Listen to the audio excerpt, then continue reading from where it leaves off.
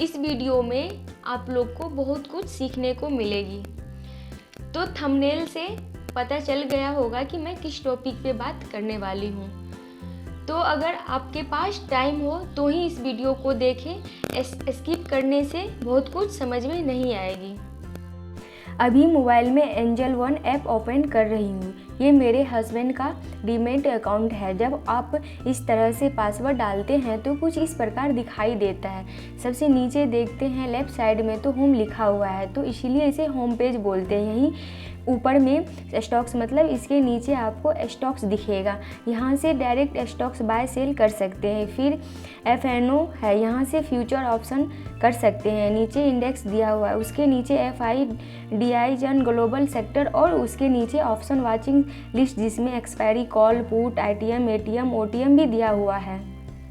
फिर उसके दाएं हैं म्यूचुअल फंड। एंजल वन में डायरेक्ट म्यूचुअल फंड होती है जो कि रेगुलर म्यूचुअल फंड से बेस्ट होती है। यहाँ से आप SIP कर सकते हैं।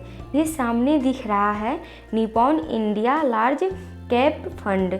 ये सब सामने शो इसलिए करता है क्योंकि इसमें इन्वेस्टर की जनसंख्या ज़्यादा होती है। इसमें ऊपर में सर्च का ऑप्शन दिया हुआ है, यहाँ जो चाहे सर्च कर सकते हैं। मैंने यहाँ SBI सर्च की तो SBI का जितनी म्यूचुअल फंड है सारे सामने आ गए। जिसमें सही लगे आप अपने समझ से SIP कर सकते हैं। तो बैक करते हैं, ये सामने दिख रहा है HDFC स्मॉल कैप फंड, जिसको टच करते ही इस प्रकार से दिख रहा है। ये नव है जो कम ज़्यादा होती रहती है। नीचे टाइम पीरियड है 3 इयर्स 5 इयर्स करके देखते हैं और नीचे सारे डिटेल दिया हुआ है। AUM exit lock in period दिया हुआ है। यहाँ आप लोग देख सकते हैं इस प्रकार से है। तो AUM लॉग इन पीरियड नील है, एग्जिट लॉट 1% है। तो इसका ऑल टाइम रिटर्न मतलब पिछले 10 साल का रिटर्न 20.90% है। तो मतलब अच्छा रिटर्न दिया है पिछले 10 साल में। फिर बैक करते हैं, यहाँ इन्वेस्ट किया हुआ है। करेंट वैल्यू टोटल रिटर्न्स भी दिखा रहा है। यहाँ नीचे पोर्टफोलियो SIP ऑर्डर्स भी दिखाता है। तो बैक करते हैं, फिर वाचिंग लिस्ट देखते हैं। तो यहाँ हम देख रहे हैं जितने भी स्टॉक्स हैं सारे सेव करके रखे हैं। और भी वाचिंग लिस्ट बनाने के लिए प्लस पे क्लिक करेंगे और ऐसे ही बहुत सारे वाचिंग लिस्ट हम सेव कर सकते हैं। आपको जो स्टॉक सही लगे उसे यहाँ सेव करके रख ले। यहाँ जो भी स्टॉक्स हैं लगभग सभी अच्छे स्टॉक्स हैं दिख रहे हैं। कुछ पेनी स्टॉक्स भी हैं, लेकिन वाचिंग लिस्ट 5 में अच्छे स्टॉक्स हैं। फिर निफ्टी और सेंसेक्स दिख रहा है।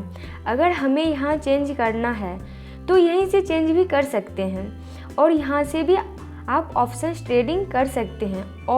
और बहुत सारे कमेंट आते हैं चार्ट रीड का, तो मोबाइल से चार्ट रीड नहीं हो पाएगी, लेकिन आपको अगर एक्सपीरियंस है तो थोड़ा बहुत मोबाइल से भी चार्ट रीड कर सकते हैं। यहाँ ऊपर में ही टाइम फ्रेम, कैंडल और इंडिकेटर का ऑप्शन दिया हुआ है। यहाँ से आप ये सारे कर सकते हैं। टाइम फ्रेम चेंज करना हो या फिर कैंडल चेंज करना हो या इंडिकेटर लगाना हो। चार्ट को छोटा बड़ा कर सकते हैं, जूम करके भी देख सकते हैं। मेरे पास टाइम नहीं होने के कारण मैं वीडियो नहीं बना पाती हूँ। घर के काम से टाइम मिलने पे सेटअप पे थोड़ा बहुत टाइम देती हूँ, फिर थोड़ा बहुत वीडियो बनाती हूँ। शॉर्ट वीडियो में टाइम नहीं लगती है, इसीलिए बना लेती हूँ। और आज संडे थी, मार्केट क्लोज थी, तो सोची वीडियो बना लूँ। बहुत सारे कमेंट आ रहे थे। ऊपर में टाइम फ्रेम का ऑप्शन दिया हुआ है, जहाँ से हम टाइम फ्रेम चेंज करते हैं। स्केल्प के लिए तो 1 मिनट 5 मिनट बेटर होती है। नॉर्मल हम लोग 5 मिनट या फिर 15 मिनट का ही यूज करते हैं। इंट्राडे के लिए 4 आवर 1 डे टाइम फ्रेम देखते हैं। ऐसे ये कैंडल का यूज बहुत कम होती है क्योंकि हम लोग सभी कैंडल ही देखते हैं। फिर उसके दाएं FX है, जिससे हम इंडिकेटर का यूज करते हैं। आपको जो इंडिकेटर सही लगता है आप उसे यूज कर सकते हैं। मैं यहाँ अभी 915 EMA लगा के दिखा रही हूँ इसकी क्या सेटिंग है, क्योंकि इसका भी बहुत सारे कमेंट आते हैं, लेकिन EMA का वीडियो बना चुकी हूँ। अभी इससे फिर से समझाने के लिए बता रही हूँ। ये EMA मेरा नहीं है, मयंक सर का है, जिन्हें आप लोग में से बहुत सारे जानते होंगे। काफ़ी अच्छा काम करता है। ये EMA हमें बड़े बड़े लॉस से बचाता है। ट्रेडिंग में प्रॉफिट सब बना लेते हैं, लेकिन जिन्होंने बड़े बड़े लॉस नहीं दिए वही अपना प्रॉफिट बचा पाएंगे, नहीं तो 90% लॉस वाले ट्रेडर हैं, उसी में शामिल होना पड़ेगा। इसी प्रकार से EMA का सेटिंग करते हैं। लेंथ 15 और स्मूथिंग लेंथ 5, फिर दूसरे में सेम, ऊपर में 9 और नीचे 5, और अपने हिसाब से कलर भी चेंज कर सकते हैं। एक रेड तो दूसरा ब्लू। इसके अलावा मैं सुपर ट्रेंड और ADX भी यूज करती हूँ, लेकिन मेरी ज़्यादा फोकस प्राइस एक्शन पे होती है। जब तक सेटअप नहीं बनती तब तक एंट्री नहीं लेते हैं और कोशिश रहती है SL छोटा से छोटा हो।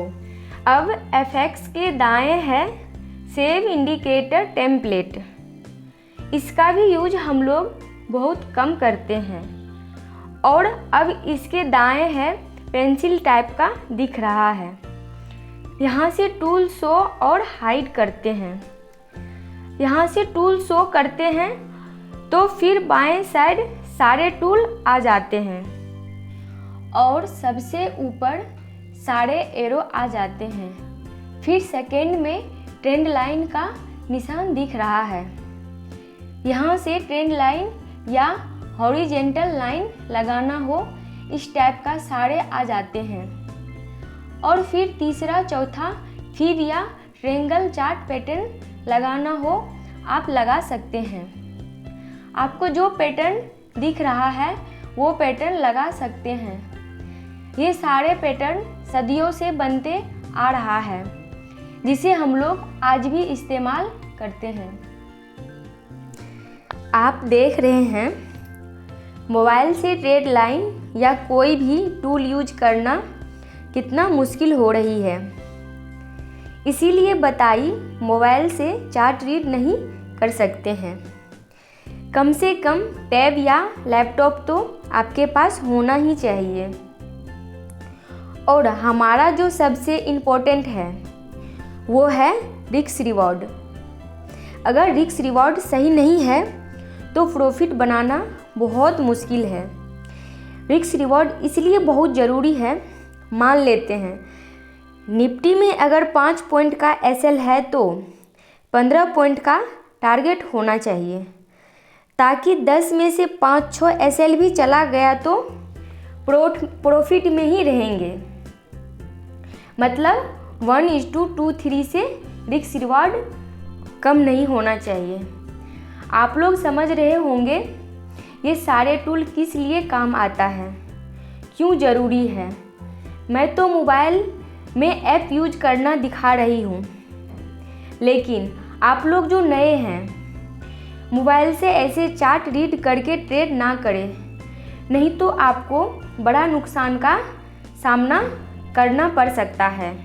आगे यहाँ ब्रश है, जिसे कुछ मार्क करना हो या कुछ लिखना हो, और यहाँ पे एरो हाइलाइटर सब मिल जाता है। आपको जो चाहिए, जिसका यूज ज़रूरी है, अपने हिसाब से ये सारे टूल यूज कर सकते हैं। टेक्स्ट का भी ऑप्शन दिया हुआ है, जो भी आपको टेक्स्ट लिखना हो आप लिख सकते हैं। मैं तो इसका यूज आज तक नहीं की हूँ। अगर आपको ज़रूरी हो तो आप इसका यूज कर सकते हैं। फिर रिमूव भी दिया हुआ है, यहाँ से जितना मर्जी जो मर्जी आप रिमूव भी कर सकते हैं।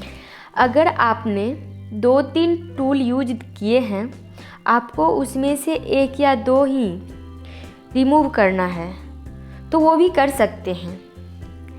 फिर यहाँ आई और लॉकिंग का भी सिस्टम दिया हुआ है, जिसका यूज आप आसानी से कर सकते हैं। ये सारे मैं अभी मिडकैप के चार्ट पे दिखा रही हूँ, जिसका एक्सपायरी मंडे को होती है। प्रत्येक दिन किसी न किसी का एक्सपायरी होती है। अब वापस चलते हैं। ये दाएं दिख रहा है 10,800 एबव, ये मिडकैप का प्राइस है, जिससे आपको स्टॉक प्राइस का पता चलती है। ये बहुत कम आने वाला है।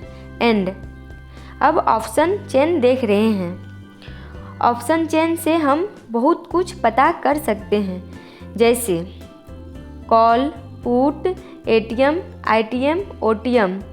कॉल राइटिंग, पुट राइटिंग, मतलब यहाँ से हम बहुत कुछ देखते हैं, जो कि मोबाइल में सारे कुछ सामने नहीं दिख रहा है, ये डेस्कटॉप पे दिखता है।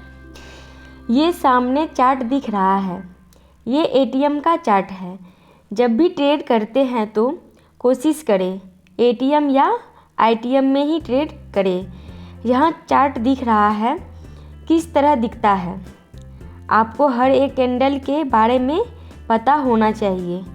ये प्रैक्टिस से पता चलती है, टाइम देने से पता चलती है, जो कि मैं कई बार वीडियो में बोल चुकी हूँ। एक कमेंट था, एटीएम, आईटीएम, ओटीएम का जो स्ट्राइक प्राइस पे है, एटीएम हुआ जिसे एट द मनी बोलते हैं, जो स्ट्राइक प्राइस से सस्ते होते हैं वो ओटीएम होते हैं, और जो स्ट्राइक प्राइस से महंगे होते हैं वो आईटीएम होते हैं। ओटीएम मतलब आउट द मनी, आईटीएम मतलब इन द मनी। अभी पुट में एटीएम का चार्ट ओपन करती हूँ। अभी चार्ट आपको दिख रहा है। इस चार्ट को अगर गौर से देखते हैं तो कोई ना कोई पैटर्न बनता हुआ दिखता है। कोशिश हमेशा करें जिधर का ट्रेंड है उधर ही जाने का, नहीं तो बड़ा लॉस लेना पड़ सकता है। ट्रेंड के खिलाफ जाने का कोशिश नहीं करना है। ये टाइम फ्रेम 1 मिनट पे है। मैं तो 1 मिनट पे ही स्कैल्प करती हूँ। स्कैल्प के लिए 1 मिनट टाइम फ्रेम बेस्ट होता है, और ये इंडिकेटर भी चाहे 1 मिनट पे हो चाहे 5 मिनट पे हो, सारे टाइम फ्रेम पे ये काम करता है, क्योंकि इंडिकेटर भी प्राइस एक्शन को ही फॉलो करती है। यहाँ पैटर्न दिख रहा है, किस तरह काम करती है। प्राइस भी देख रहे हैं, कैसे 10 मिनट में 65 का 35 हो गया है।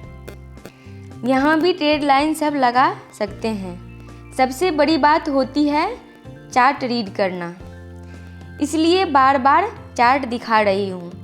चार्ट और कैंडल को समझने के लिए 5-10 दिन में नहीं होने वाला है, 5-10 साल भी टाइम देना पड़ सकता है। अब बात आती है बाय सेल की, तो हम लोग ज़्यादातर बायर ही होते हैं, क्योंकि सेल के लिए ज़्यादा कैपिटल की ज़रूरी होती है। बाय के लिए 5-10 हज़ार में हो जाती है, सेल के लिए लाख में कैपिटल चाहिए। जब बाय करते हैं तो इस प्रकार दिखता है। इंट्राडे का मतलब हुआ, अगर आज मैंने एंट्री ली हूँ तो आज ही पोजीशन कट ऑफ करना होता है, नहीं तो 3:30 बजे से पहले आपका पोजीशन ऑटोमेटिक कट ऑफ हो जाती है। और कैरी फॉरवर्ड का मतलब होता है हम इसे ओवरनाइट होल्ड कर सकते हैं, और आज एंट्री लेते हैं तो कल एग्जिट करते हैं। इसी को BTST बोलते हैं। फिर है नंबर ऑफ लॉट, मतलब आप कितने लॉट लेना चाहते हैं।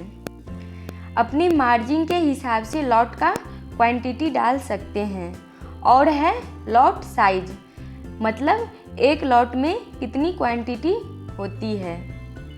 जब हम बाय करते हैं तो सामने दिख रहा है लिमिट और मार्केट, मतलब अगर मार्केट पे बाय करते हैं तो जो प्राइस अभी करंट में चल रही है उसी प्राइस पे एंट्री होगी, लेकिन जब लिमिट पे डालते हैं तो जो प्राइस हम डालते हैं जब तक उस प्राइस पे नहीं जाती है तब तक हमारी एंट्री नहीं होगी। जब हमारे दिए हुए प्राइस पे जाती है तो ऑटोमेटिक हमारी एंट्री हो जाती है। फिर है स्टॉप लॉस ऑर्डर, जिसमें अपना स्टॉप लॉस लगाते हैं, जिन्हें एसएल भी बोलते हैं। एसएल हम इसलिए लगाते हैं क्योंकि हमारी एंट्री के बाद अगर हमारे अगेंस्ट गया और हमें कोई काम लग गया तो बड़ा नुकसान हो सकता है, या स्पाइक दिया तो भी बड़ा नुकसान हो सकता है। एक बार मेरे साथ भी हुआ था, नेटवर्क ही आउट हो गया था पूरे पंजाब का, तो बड़ा नुकसान हुआ था। इसलिए एसएल लगाना बहुत ज़रूरी है। इसलिए बोलते हैं छोटा प्रॉफिट चलेगा, छोटा लॉस भी चलेगा, बड़ा प्रॉफिट भी चलेगा, लेकिन बड़ा लॉस नहीं चलेगा। तो प्रॉफिट के साथ साथ लॉस के पीछे भी भागना होता है। मतलब अगर प्रॉफिट बड़ा लेना चाहते हैं तो लॉस भी तो छोटा लेना होगा, फिर तो ओवरऑल प्रॉफिट में आएंगे। और हमारे लॉट बाय करने से मार्जिन जो बनती है वो lot size, number of lot और प्राइस को मल्टीप्लाई करने पे जो प्राइस आती है वही हमारी मार्जिन रिक्वायर्ड होती है। तो इसी प्रकार से कन्फर्म करते ही बाय हो जाती है और फिर वो पोजीशन में हमें दिखता है सारा डिटेल। यही दिखेगा profit loss, lot size, quantity, सारे कुछ यहाँ शो करता है। ओपन ऑर्डर में जो हमारे पोजीशन क्लोज या पेंडिंग में होती है वो यहाँ शो करता है। दाएं बास्केट और स्टॉक एसआईपी है। यहाँ आप स्टॉक एसआईपी देख सकते हैं। फिर बैक करते हैं तो ऑप्शन चेन आता है, क्योंकि यहीं से हम एटीएम का चार्ट देख रहे थे। फिर बैक करने पे चार्ट आती है पहले वाला, फिर बैक करते हैं तो वही वाचिंग लिस्ट आ जाती है। फिर उसके दाएं पोर्टफोलियो है। यहाँ ऑल में आपके जितने स्टॉक्स या म्यूचुअल फंड या जो भी प्रॉफिट होता है वो सारे यहाँ दिखाता है। और दाएं इक्विटी जो मैं ब्लर कर दी हूँ क्योंकि यहाँ पेनी स्टॉक्स है जो लेने से बड़ा नुकसान हो सकता है। और इसके दाएं हैं म्यूचुअल फंड जो कि आप देख रहे हैं। ओवरऑल गेन, इन्वेस्टेज वैल्यू और टूडेज गेन, ये टोटल म्यूचुअल फंड दिखा रहा है। फिर उसके दाएं वही ऑर्डर आ गए जो नीचे हम वहाँ से डायरेक्ट देखे थे। इसका इम्पोर्टेंट जब हम ट्रेडिंग करते हैं फिर पता चलती है। उस टाइम चार्ट से ज़्यादा फोकस पोजीशन पे होती है कि चल क्या रही है, कितना प्रॉफिट या लॉस पे चल रही है। अभी लास्ट के अकाउंट पे आ गए हैं। यहाँ सबसे पहले आपको आके ट्रेडिंग बैलेंस देखना होता है कितना है, बढ़ा घटा। कभी कभी ऑटोमेटिक विड्रॉल हो जाती है तो मैं यहाँ ऐड फंड करके दिखा देती हूँ किस प्रकार से ऐड फंड करते हैं। डायरेक्ट फ़ोन पे से भी ऐड फंड कर सकते हैं। आपको और भी ऑप्शन मिल जाती है ऐड फंड करने के लिए। आपको जो भी सुविधा हो आप अपने तरीके से ऐड फंड कर सकते हैं। कितना आसान है आप देख रहे हैं। फ़ोन पे से हमें आसान लगती है ऐड फंड करने में, तो मैं फ़ोन पे से ही करती हूँ। इसी प्रकार से आप विड्रॉल भी कर सकते हैं। इससे भी ज़्यादा आसान है विड्रॉल करना, क्योंकि इसमें सिर्फ प्रीमियम और कंफर्म करना होता है। यहीं से आपको रेफर और अर्न का ऑप्शन मिलता है। तो उम्मीद करती हूँ कि आप लोग बहुत कुछ समझ गए होंगे। अगर आपको अभी भी कुछ समझ ना आया हो तो आप कमेंट में ज़रूर बताएं, और अगर अच्छा लगा हो तो लाइक, ऐसी और जानकारी के लिए चैनल सब्सक्राइब करें। तो मिलते हैं नेक्स्ट वीडियो में, तब तक के लिए जय हिंद, राधे राधे।